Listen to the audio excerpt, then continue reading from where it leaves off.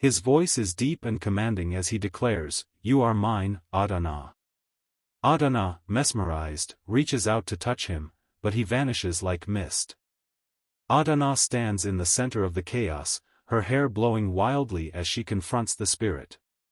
He materializes in front of her, his towering figure radiating power. Her defiance shines through as she clenches her fists, determined to fight for her freedom. Streams of golden light flow from Adanna's body back into the heavens, symbolizing her liberation. Adanna wears a simple but elegant dress, her hair adorned with small flowers. Chaik, shirtless and muscular, leans in to whisper to her. Their eyes meet, and the tension melts into a passionate embrace. The scene is sensual yet tender, with the sounds of the river and crickets in the background. The spiritual husband bows to Adanna, acknowledging her choice and freedom. The spiritual husband's presence is no longer menacing but protective, a reminder of the balance between worlds. An African village bathed in the eerie glow of a rare lunar eclipse. The sky is painted in shades of deep red and purple, with stars faintly visible. In a modest hut, Adanna's mother screams in labor while a midwife assists her. The room is illuminated by flickering oil lamps, casting long shadows on the mud walls adorned with tribal symbols. Adanna's mother, a striking woman in her late clutches a wooden charm tied around her neck. Outside, villagers gather in prayer, their faces anxious as a powerful wind shakes the trees. The newborn's cry pierces the night, and the midwife gasps. Adanna's eyes glow faintly, hinting at her supernatural destiny. Adanna, now years old, is the epitome of beauty and grace. She walks through her village, wearing a vibrant Ankara dress with bold patterns of gold and blue. Her braided hair is adorned with colorful beads, and her confident smile captivates everyone she passes. Men in the marketplace pause to admire her, some carrying baskets of fruit, others holding handmade tools. A group of young women whispers enviously as Adanna greets an elder with a respectful bow. The market is alive with vibrant stalls displaying fresh produce, woven fabrics, and hand-carved trinkets. Adanna sleeps in her modest hut, the moonlight streaming through the thatched roof. Her bed is made of woven reeds, covered with colorful blankets. In her dream, she stands in a surreal landscape, a glowing river surrounded by towering baobab trees with shimmering leaves. Her spiritual husband appears, a tall, muscular man with glowing eyes and a regal presence. He wears traditional African attire, a gold-embroidered tunic, and a crown of feathers. His voice is deep and commanding as he declares, "You are mine, Adanna." Adanna, mesmerized, reaches out to touch him, but he vanishes like mist. Adanna sits in her hut, frustrated and confused. Her suitors, though handsome and kind, fail to ignite the passion she feels in her dreams. One of her admirers, Chaik, a strong and humble farmer, kneels before her, offering a basket of freshly picked yams. Adanna looks away, her face a mix of guilt and dissatisfaction. The hut is filled with soft light from an open window, revealing shelves lined with clay pots and woven baskets. Outside, children play under the shade of a mango tree, oblivious to her inner turmoil. Adanna and her mother visit the village diviner, an elderly man with piercing eyes and a long white beard. The diviner's shrine is surrounded by carved wooden statues and vibrant fabrics.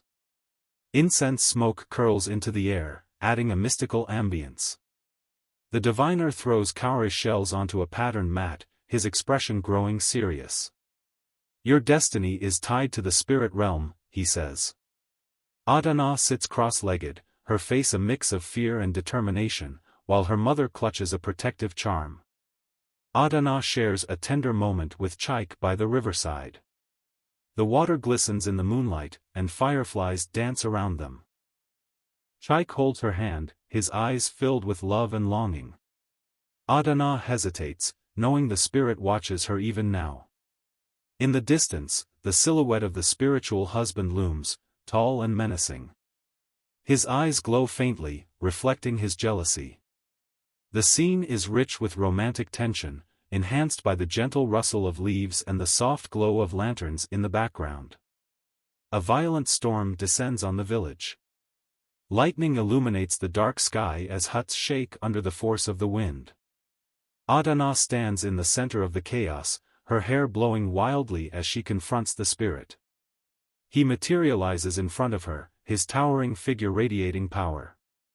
Villagers cower in fear, some clutching their children, while others pray fervently. The spirit's voice echoes, "You belong to me, Adanna." Her defiance shines through as she clenches her fists, determined to fight for her freedom.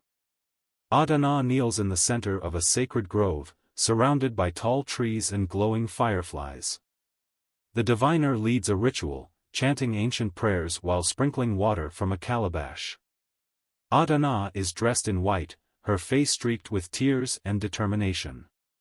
The spiritual husband appears, furious and radiant, his figure glowing against the dark forest.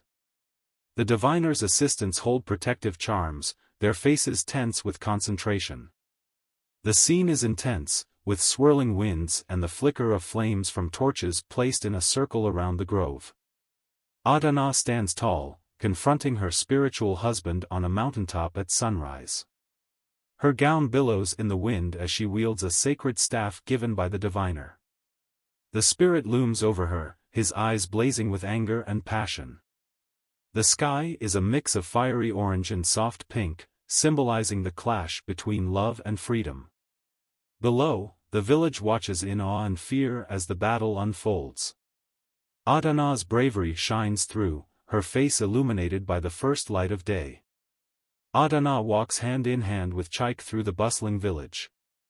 She wears a simple yet elegant dress, her smile radiant. The villagers cheer, throwing flower petals in celebration. The market is alive with music, dancing, and vibrant colors. In the background, the silhouette of the spiritual husband fades into the horizon, symbolizing his acceptance of her choice. The scene is filled with warmth and joy, capturing Adanna's newfound freedom and happiness. Adanna, surrounded by the village elders and diviner, completes the ritual in the sacred grove. The spiritual husband, now in a towering and glowing form, screams as his connection to Adanna is severed. Streams of golden light flow from Adanna's body back into the heavens, symbolizing her liberation. The sacred grove is alive with vibrant energy, leaves shimmer as though they are made of light, and fireflies circle her in celebration. Adanna collapses in exhaustion, but her face radiates peace. The diviner raises his staff, signaling the end of the curse. The entire village gathers to welcome Adanna home. She arrives in a ceremonial procession, carried on a beautifully decorated wooden platform. Adanna wears a flowing gold gown with intricate beadwork, symbolizing her triumph. Villagers of all ages cheer and sing traditional songs, with drummers and dancers leading the celebration. Colorful fabrics hang between huts, and children throw flower petals in her path. Adanna waves, her face glowing with happiness and gratitude. Adanna and Chaik share an intimate moment under a star-filled sky. They sit close together on a mat spread over soft grass near the riverbank. A warm fire crackles nearby, casting a soft glow on their faces. Adanna wears a simple but elegant dress, her hair adorned with small flowers. Chaik, shirtless and muscular, leans in to whisper to her. Their eyes meet, and the tension melts into a passionate embrace. The scene is sensual yet tender, with the sounds of the river and crickets in the background. Adanna and Chaik's wedding is a grand affair. The village square is transformed into a vibrant festival with colorful decorations, music, and dancing. Dana wears a stunning traditional wedding dress, with a headpiece made of gold and feathers. Chaik is dressed in an equally regal outfit, with embroidered patterns symbolizing unity. The couple stands under a canopy made of woven palm fronds and flowers as the elders bless their union. The scene is filled with joy and energy, children dance in circles, women clap and sing, and the men perform traditional drumming. Adanna and Chaik are shown in their new home, a beautifully built mud brick house surrounded by lush greenery. Adanna tends to a small garden, her face serene and content. Chike approaches with a playful smile, holding a basket of freshly harvested yams.